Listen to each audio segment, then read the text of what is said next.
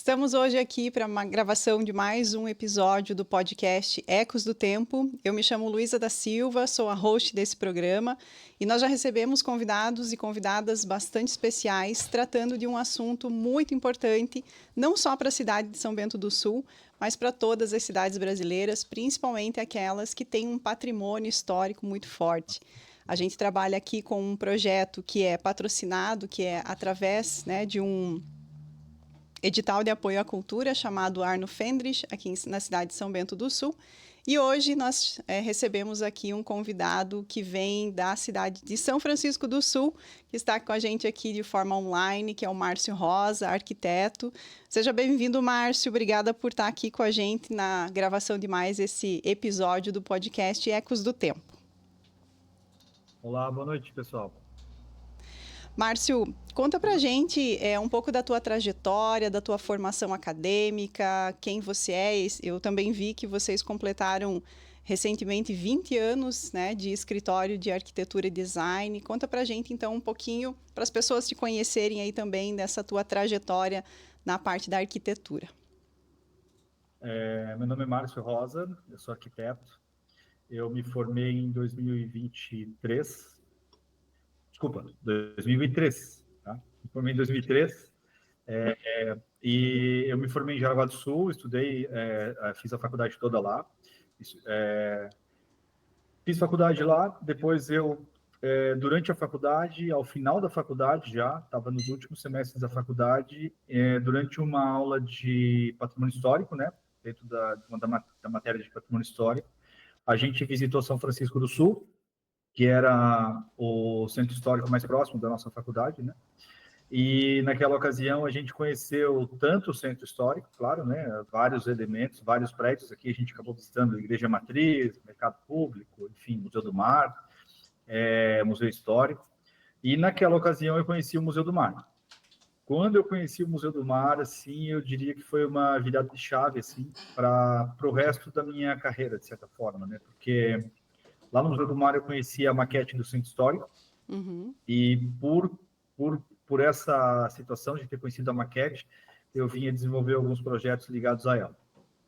Então, durante a faculdade ainda, com essa questão da visitação aí no centro histórico da terceira cidade mais antiga do Brasil, São Francisco do Sul, em Santa Catarina, é que virou essa chave, então, para você focar mais, a tua vivência, até, de certa forma, a tua profissão voltada ao patrimônio histórico, é isso?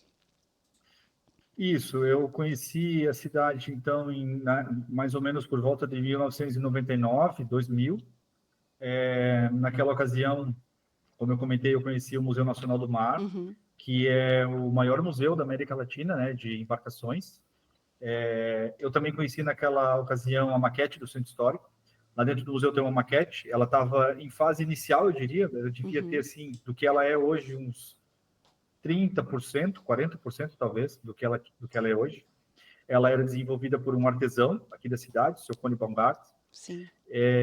Ele fazia isso praticamente sozinho, ele não tinha muita ajuda, tinha ajuda, mas era pouca ajuda, fazia praticamente sozinho essa maquete.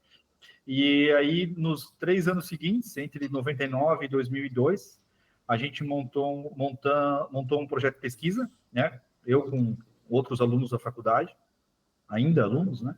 Montamos um projeto de pesquisa e, através desse projeto de pesquisa, a gente conseguiu um apoio para poder vir para cá. A gente vinha durante a semana, ficava alguns dias aqui. Nos intervalos do último semestre, tinha alguns dias que eu não tinha aula, né? Então, a gente pegava esses dias, vinha para cá, passava o dia inteiro, às vezes 1 ou 2 dias, trabalhando na maquete. Bacana. E como que a gente já pode conectar, então, essa tua vivência aí com maquete, com o Museu do Mar, nessa questão da educação patrimonial, né? Hoje o nosso tema principal aqui desse podcast é a educação patrimonial e a legislação dessa área.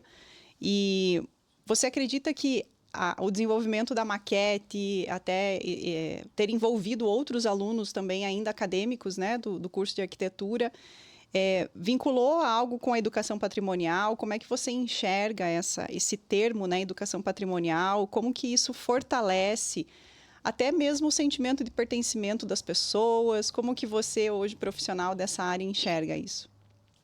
Eu acho que é bem por aí mesmo, né? É um sentimento de pertencimento. Eu acho que tem muito a ver com isso, educação patrimonial. Essa maquete, ela representa a cidade de São Francisco do Sul, o centro histórico de São Francisco do Sul, na década de 1940. Então, a gente fez muita pesquisa na época, né? Visitando moradores, visitando alguns imóveis aqui no centro. E esse projeto, a gente ficou conectado com ele, ligado a ele, até mais ou menos o ano de 2003, mais ou menos, né? Uhum. Aí a gente acabou a faculdade, viramos arquitetos, né, formados. Continuamos assim, ainda mesmo assim, montamos um projeto com parceria aqui da Câmara de Vereadores. E aí ficamos por um pouco mais de meio ano, trabalhando daí como profissional, como arquiteto, nessa maquete. Porém, ao final do contrato, o contrato não foi renovado, e a gente, enfim, tinha que trabalhar, né? Sim. Tinha que tocar a vida. O outro arquiteto que trabalhava no projeto acabou voltando para Jaraguá do Sul. Eu recebi um convite para trabalhar acompanhando as obras que estavam sendo feitas no Centro Histórico de São Francisco do Sul. Uhum. Eram obras do programa Monumento, um projeto federal, né? Do governo federal. E eu continuei no Centro Histórico acompanhando as obras por mais alguns anos, né? E a maquete do museu, eu não tinha mais tanto contato com a maquete, eu acabei não indo mais a executar a maquete, né? Eu me desliguei desse processo, desse projeto. E aí comecei a trabalhar com um patrimônio histórico e com projetos, né? E por isso que a gente fez esse mês de junho agora, a gente fez 20 anos do escritório, né? Uhum. Do nosso escritório aqui. E porque lá em 2005, né?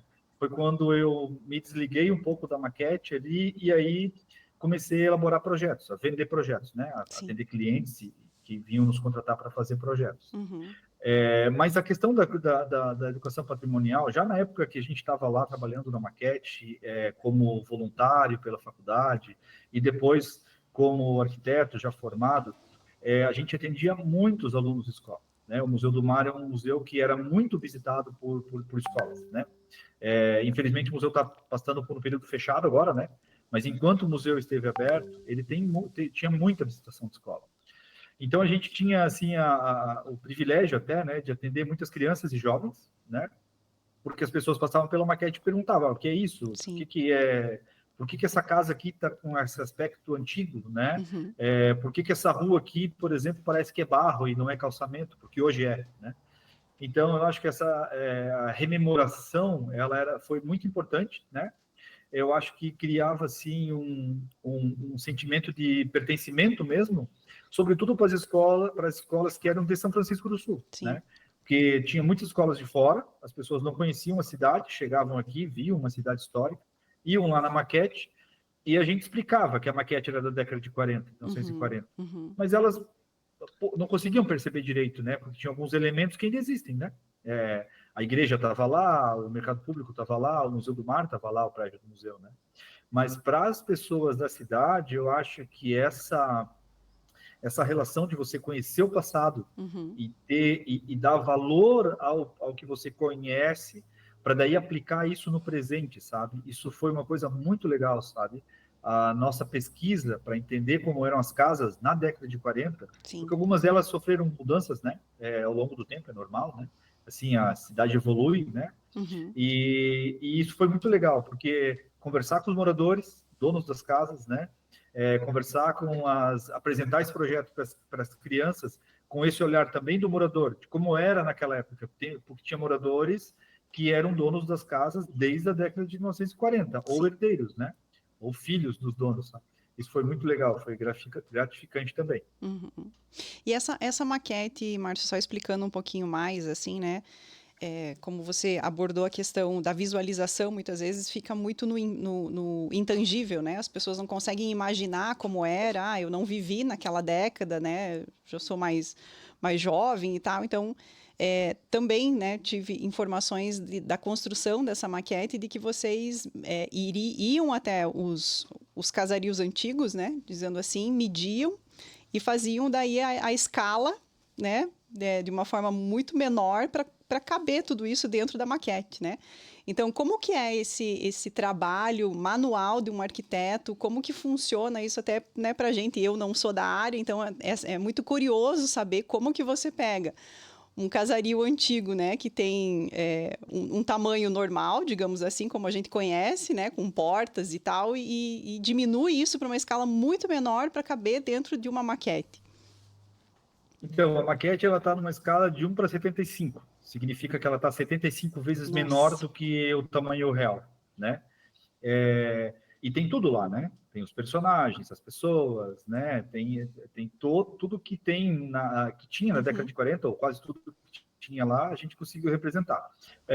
Uma das coisas que eu acho legal, que aconteceu, que foi bem legal, assim, do nossa... Quando a gente ia fazer os levantamentos, né? A gente tinha que entrar na casa das pessoas, né?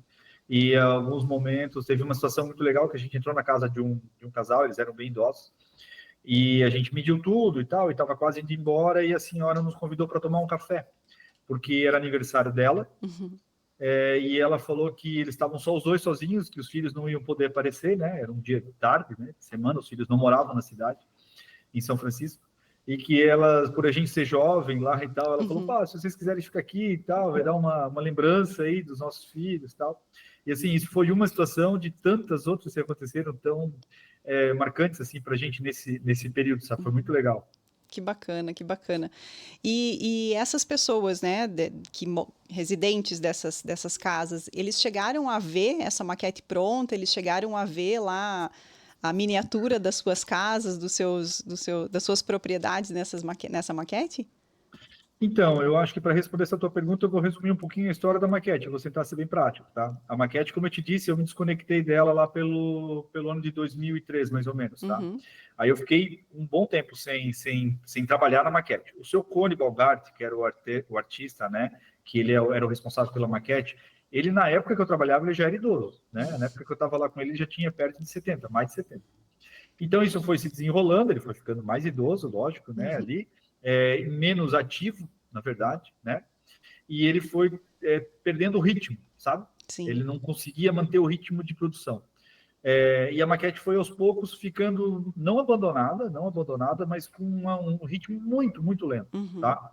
Então ela não estava aberta ao público. As pessoas visitavam a maquete, elas visitavam uma oficina, na verdade. Uma parte muito pequena dela estava exposta e boa parte dela ficava dentro de uma oficina, né? Que futuramente ia ficar exposto, ia ser arrumado de um jeito que ficaria toda ela exposta. Mas naquele momento era uma parte muito pequena que estava visível, né? E aí o seu Cone foi se desconectando do processo, do projeto, aliás, né?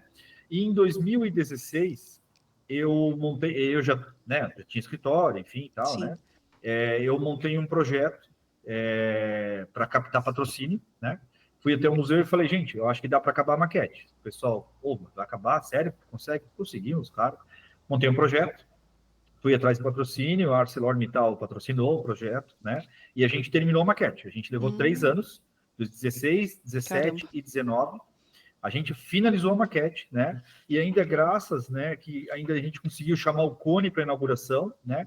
Essa finalização também foi muito legal, porque para finalizar a maquete, né, eu tive que montar uma equipe totalmente independente, não era equipe do meu escritório, né? Eu montei equipe indo em faculdades, dando treinamento a alguns alunos de faculdades, fazendo até uma espécie de um processo seletivo, né? Para alguns alunos eu fiz um processo seletivo, chamei algumas pessoas para trabalhar. Chamei o meu irmão, que é arquiteto, Paulo, ele foi trabalhar porque eu sabia que ele tinha qualidade, né? Eu não precisei selecionar, na verdade, né? Foram 2 ou 3 pessoas que a gente não precisou selecionar, a gente já contratou, e alguns outros a gente teve que fazer uma seleção. Eu lembro que tinha, por exemplo, a gente fazia para fazer árvores. Imagina uma maquete daquela, quantas árvores tem? Nossa. Então, centenas, entende? Então a gente ia eu fui nas faculdades, em algumas faculdades, em 2, na verdade, em Joinville. A gente ia lá e fazia lá no laboratório da faculdade várias árvores. Começava lá, o processo era assim, eu ia lá, apresentava a maquete, começava as árvores lá, e aí fazia parte do processo terminar a maquete lá no museu. Então eles iam até o museu, passavam um final de semana lá, um sábado, na verdade, ficavam sábado de manhã, chegavam e finalizavam as árvores e colocavam as árvores na maquete. Eles mesmos, né, aplicavam e viam as árvores que eles tinham feito, né, ali na maquete. Isso também foi bem legal, né? E infelizmente, né, muitas pessoas viram a maquete pronta, muitas, tá? Da cidade, inclusive, né? Mas, infelizmente, a maquete ficou pronta no finalzinho de 2019 e, infelizmente, em 2020 veio a pandemia, né? Sim. Logo no começo de 2020. E aí o museu ficou fechado E desde então o museu, pelo menos a parte da maquete lá, não abriu mais, né? Então a gente está aí já há 5 anos com o museu fechado lá e a maquete não está acessível. Que pena, né? Nossa, um trabalho tão grandioso, assim, com tantas mãos e tantos conhecimentos, saberes e fazeres envolvidos, né, para não estar. Mas, enfim, a gente sabe que tem algumas questões por trás do Museu do Mar, né? Esperamos que nos próximos anos aí a gente consiga também visitar isso aí. Então, não vou dizer de uma simples maquete, porque não é simples, né? O projeto é grandioso, teve muito trabalho, mas no sentido de, a partir de algo visual, você consegue ter uma educação patrimonial que, né, no meu entendimento, não foi somente para os acadêmicos, né, do curso de arquitetura, que estavam ali com as suas habilidades e conhecimentos na área, fazendo a maquete, mas também provavelmente teve muita conversa com esses proprietários desses bens, né, muita troca, muita escuta ativa também, né, desses detalhes dessa arquitetura. E como você falou no começo ali também, a questão das escolas, né? Indo, turistas também, não vamos deixar os turistas de lado, né? Quando a gente fala em educação patrimonial, o turista também precisa ser muito educado nessa questão. Então, nesse tema, né, já pela maquete, a gente já viu que tem como trazer, né, essa questão da educação para o cidadão, seja ele da cidade, onde tem esse atrativo turístico, ou seja, também pessoas de outros locais. E, Márcio, agora a gente trazendo um outro tema, né, um segundo tema aqui da nossa conversa, que é o que a gente muitas vezes acha que é complicado, que é a legislação, né? E quando a gente fala em bem tombado, parece que todo mundo se arrepia também, porque, nossa, não dá para fazer nada, agora que está tombado, eu não posso, né, mudar um quadro do lugar e tal. E, né, vocês, a MRA Arquitetura e Design, têm essa experiência em trabalhar com projetos arquitetônicos, né, de bens tombados. E falta muito essa clareza, né, do que dá, do que não dá. Então, eu gostaria que você trouxesse assim, muito dessa experiência que vocês têm, talvez comentando, não sei se você vai lembrar de cabeça, aí algum número, a gente já fez tantos projetos, né, vinculados a bens tombados, que você trouxesse assim, essa experiência que vocês têm, para depois a gente ir um pouquinho mais a fundo com dicas, né, que eu sei que também vocês conseguem desmistificar muito essa questão de não é tão difícil assim, né? Dá para fazer, mas tem os caminhos certos. Então, traz para a gente aqui um pouco dessa experiência que vocês têm como escritório de arquitetura. Então, hoje nós temos aqui em São Francisco do Sul aproximadamente pelo menos uns 40 projetos já desenvolvidos dentro do Centro Histórico Tombado. Lembrando que São Francisco do Sul tem o Centro Histórico tombado por perímetro e por paisagem, né? Então, tem um perímetro determinado, tudo que está dentro desse perímetro, a princípio, tem valor histórico e arquitetônico. É claro que tem algumas ressalvas, algumas exceções, terrenos vazios, obras já muito modificadas, né? Ou obras que na época do tombamento o terreno era vazio e foi criado um projeto 100% mais novo, enfim, né? E que não tem valor histórico. Ou obras que foram tão modificadas que elas já não remetem mais a valor histórico e arquitetônico nenhum, tá? Isso é uma coisa que eu acho que vale a pena a gente ressaltar. Hoje, o nosso escritório fica numa casa histórica, né? Uma casa centenária, uma casa que deve ter aproximadamente uns 100, algo perto de 100, 110 anos, ali a casa que a gente hoje, onde fica o nosso escritório. Eu acho que essa questão da legislação, do que pode, o que não pode, ela parte de uma falta de informação meio generalizada, assim, sabe? Eu acho que as pessoas não têm muito a noção do que pode e o que não pode, sabe? Parece, dá a impressão, e bem como tu falasse ali, né? Nossa, agora minha casa é tombada, ou quando tu não tem um tombamento, né? Quando é muito específico, né? Quando tem cidades, por exemplo, que tem tombamento individual, né? Sim. Nossa, agora que minha casa é tombada, eu não posso fazer mais nada, né? Eu acho que não é bem assim, é claro que não é bem assim. Existem algumas leis, é óbvio que também tem isso, tá? Algumas normas, tá? Essas normas, eu acho que todo mundo que tem uma casa, todo proprietário que compra uma casa, que adquire, que herda uma casa, que está dentro de um núcleo tombado, por exemplo, ou que é uma casa que tem valor histórico, arquitetônico, ele herda junto todo o que é inerente a isso, sabe? E a pessoa tem que entender isso, sabe? E aí ela vai entender, dentro de cada caso, se isso tem menos ou mais valor, né? Ou se... para quê? Para que eu entenda que tipo de intervenção que eu vou poder fazer ali ou não. Posso ampliar? Posso mudar o telhado? Posso mudar a parte interna da casa, né? Então, eu acho que o que falta é também uma conversa também, eu acho, sabe? Dos órgãos de patrimônio histórico, para que isso fique um pouco mais claro, Sim. sabe? E seja um pouco mais transparente os meios de análise e de resposta para uma determinada análise de projeto, sabe? Uhum. Essa questão de desmistificar um pouco esse assunto, porque a JCI São Bento do Sul vem trabalhando já nessa área de patrimônio histórico há alguns anos, né? Não é um escritório de arquitetura, né? É uma ONG, mas que identificou essa lacuna, né? E por ser em São Bento do Sul, nós temos muitos patrimônios tombados aqui também. Essa falta de entendimento e principalmente assim, se fala nisso, as pessoas já têm repulsa, né?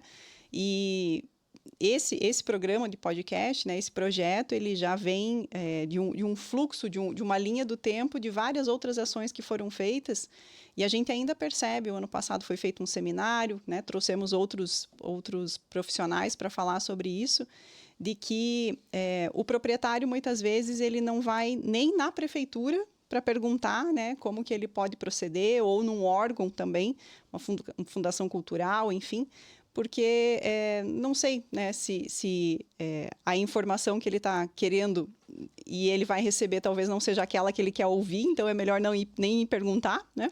Mas a função nossa aqui também é trazer isso, né, com pessoas que entendam no assunto, especialistas que trabalham, não fiquem só na teoria, mas que trabalham com isso e digam, olha, o caminho pode ser esse, né? Porque cada caso é um caso. Não adianta a gente chegar aqui e dizer assim, olha, vai por esse caminho, que pode ser que esse teu caso seja um pouco diferente, né? E como que vocês percebem, assim, vamos pegar e criar aqui um cenário, né? Por exemplo, assim, eu, Luísa, tenho um bem tombado, né? Tenho uma casa tombada, enfim, num núcleo aí. Qual seria o primeiro passo para que eu faça uma modificação, né? No meu enfim, na minha casa aqui, no meu empreendimento, se eu quiser, por exemplo, ele é residencial e quiser transformar ele em comercial, né, dar um fim turístico para ele. Então, assim, algumas dicas básicas que você possa dar para encaminhamentos. Então, vamos lá. O que a gente sugere aqui é que, por exemplo, a pessoa que é proprietária de um imóvel desse, que tem interesse em fazer algum tipo de intervenção, né, como tu bem comentaste, é uma residência, eu quero transformar num restaurante, por exemplo, né? O melhor caminho seria procurar um profissional e um arquiteto ou até mesmo um engenheiro, mas de preferência um arquiteto, porque o arquiteto tem cadeiras na faculdade, estuda a parte de patrimônio histórico, né? Então, assim, esse arquiteto ele vai, dependendo da formação, dependendo do conhecimento e a área de atuação dele, né, ele pode te ajudar mais ou menos, mas na prática, né, é mais ou menos isso, a pessoa vai procurar um profissional. Esse profissional, de preferência, se ele já tiver um contato com o patrimônio histórico, com os órgãos de patrimônio histórico, né, se ele já tiver essa interação com os órgãos de patrimônio histórico, ele já vai saber se a ideia da pessoa é coerente com o mínimo de preservação, né, do bem, né, ou não, né?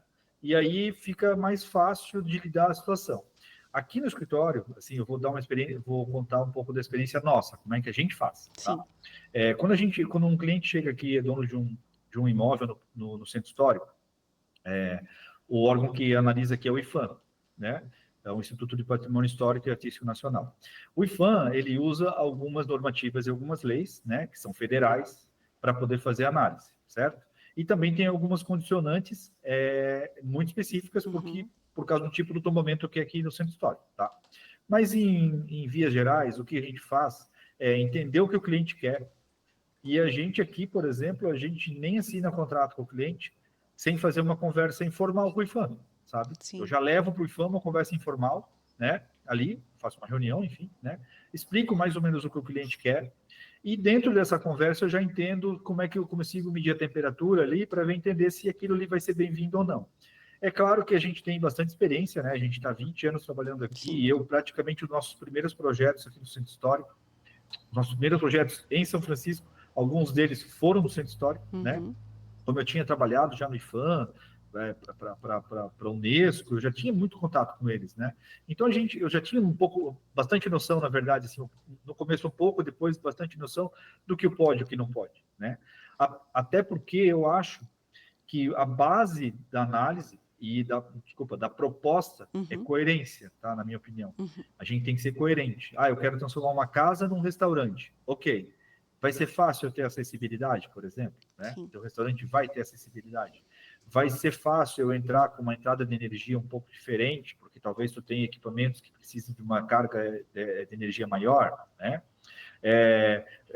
Eu vou ter uma ventilação adequada para o ambiente de cozinha, sabe? Então, assim, ou para, não necessariamente um ambiente de cozinha, mas eu vou ter uma capacidade de botar uma coifa, por exemplo, e sair com esse exaustor da coifa. São elementos que eu estou usando o exemplo de um restaurante, por exemplo, mas podia ser qualquer comércio, né? Eu acho que, sim, eu parto do princípio aqui que o IFAM, ele está aberto ao uso do imóvel, né? E isso fica bem claro nas análises que a gente faz, que eles fazem dos nossos projetos aqui, sabe? O IFAM, ele é um entusiasta do uso do imóvel, né? Porque não faz sentido você tombar um ambiente, um núcleo, para que as casas fiquem abandonadas, ou para que os imóveis não tenham uso, né? Ou o que acaba acontecendo às vezes é aquela... Aqui acontecia um pouco em São Francisco, e isso está mudando um pouco, tá? Durante o dia a cidade fica movimentada e à noite a cidade fica muito vazia, né? Porque tem muito comércio, pouca gente mora, então à noite as pessoas vão embora para suas casas e o centro histórico fica vazio, né? Isso tem mudado um pouco, os comércios têm mudado um pouco também o tipo de uso, né? Hoje tem mais restaurantes, mesmo algumas lojas ficam abertas até mais tarde, entenderam que o turista também vai passear à noite, né? Até o turista da cidade, né? A pessoa que mora na cidade e que trabalha durante o dia vai passear no centro histórico à noite, né? Então eles entenderam também que prolongar o período do comércio aberto também é uma vantagem.